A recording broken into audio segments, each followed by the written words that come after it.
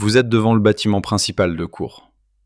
Ici, l'histoire du collège prend une forme très concrète. Celle de salles de classe, de couloirs, de sonneries, de générations d'élèves et de personnel qui ont fait vivre le lieu. Il faut d'abord distinguer deux moments. La vocation scolaire du domaine commence en 1958, quand la commune de Sey-sur-Saône acquiert le château Rance et y ouvre une classe de 6e. Mais le grand basculement architectural a lieu quelques années plus tard, en 1966 et 1967, avec la construction et l'inauguration des bâtiments du collège. Cette construction s'inscrit dans un contexte national très particulier. Dans les années 1960, la France doit accueillir beaucoup plus d'élèves dans le second degré. Le baby-boom augmente les effectifs, et la réforme Berthoin de 1959 prolonge la scolarité obligatoire jusqu'à 16 ans.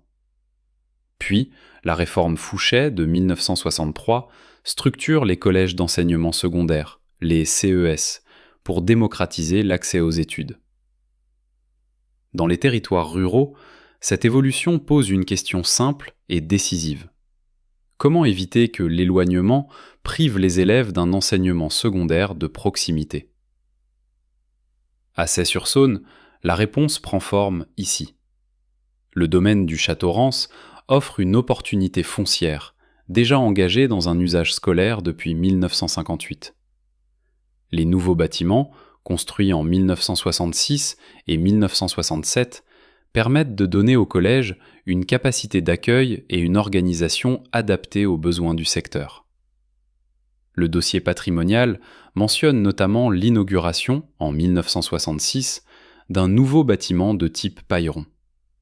La presse régionale rattache l'inauguration ministérielle à la fin du mois d'octobre 1966, autour des 28 et 29 octobre.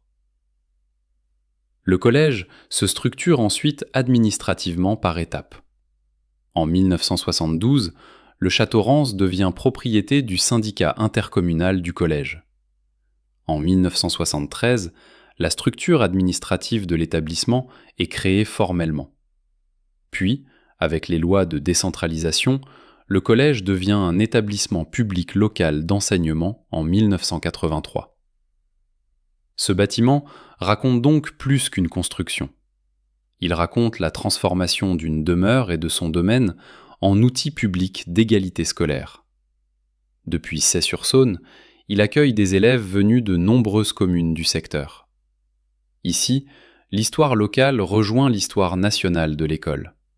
Rendre le savoir accessible, même loin des grandes villes, et donner à chaque élève une place pour apprendre, grandir et se projeter.